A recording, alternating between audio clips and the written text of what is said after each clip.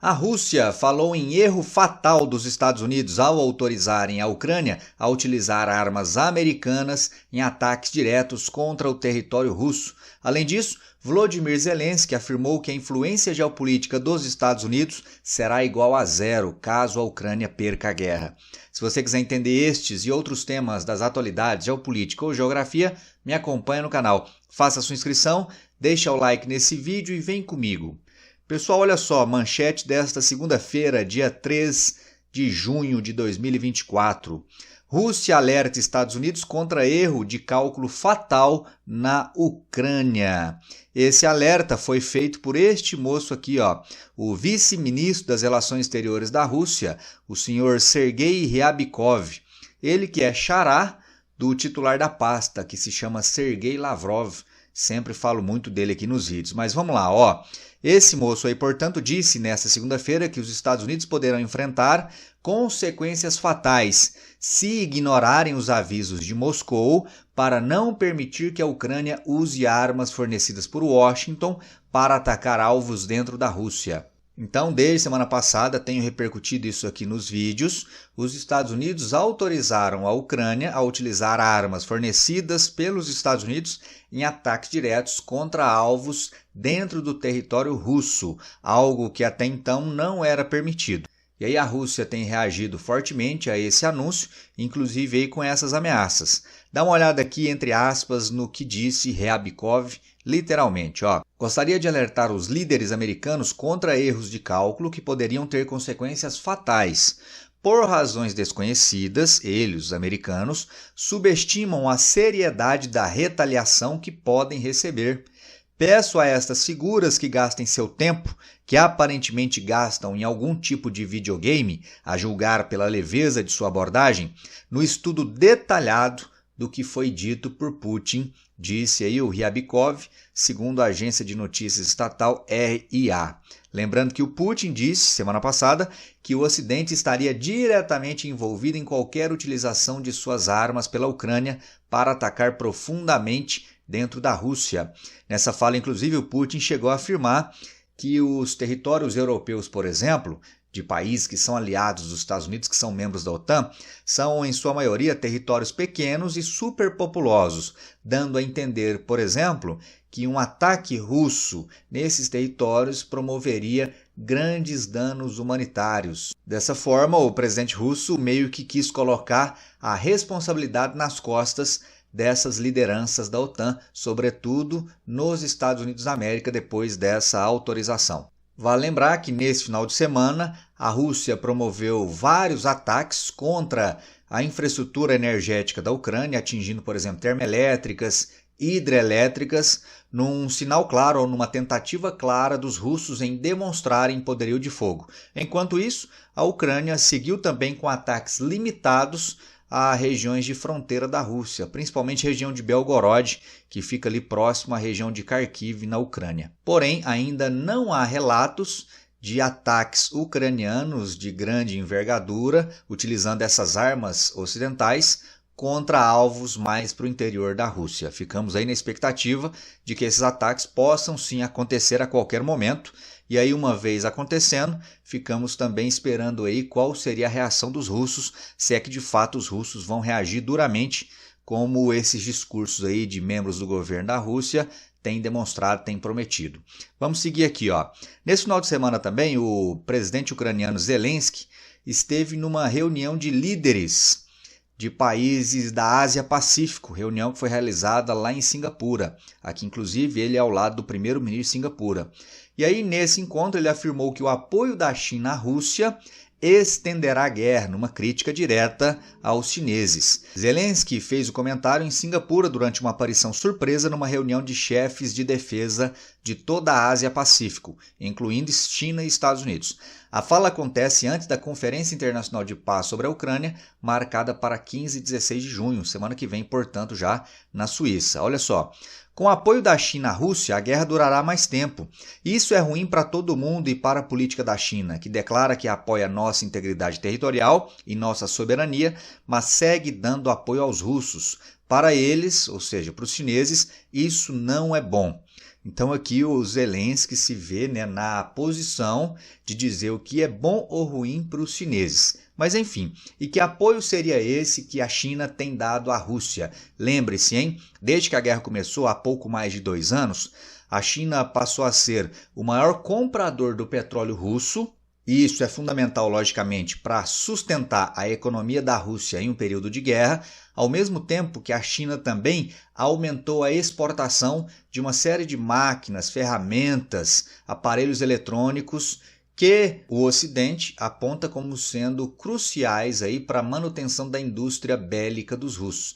Ou seja, seria um apoio indireto da China à Rússia na guerra contra a Ucrânia. É isso aí que o Zelensky tem criticado. A China, por sua vez, afirma que está apenas realizando comércio com um grande parceiro econômico e que zela pela paz e quer que a guerra termine logo. Mas aí eu quero que você me diga o que você acha. Esse apoio da China é sim um apoio chinês para favorecer militarmente a Rússia? Escreve aí para mim, quero saber a sua opinião. Aqui, pessoal, antes de avançarmos, só um adendo. Eu mencionei aqui a cúpula de paz sobre a guerra da Ucrânia, que será realizada na Suíça nos próximos dias 15 e 16. Essa cúpula já está bastante esvaziada, viu? A própria China afirmou que não enviará representantes, a Rússia, que é um dos lados envolvidos na guerra, não estará presente, o Brasil não estará presente, o Joe Biden não confirmou se estará lá presente, ou seja, tem tudo para ser um fracasso. Até porque a Suíça, que se propôs a sediar esse encontro, não é exatamente um país neutro no conflito, justamente porque a Suíça declarou apoio aos ucranianos na guerra. Beleza? Vamos seguindo aqui, ó.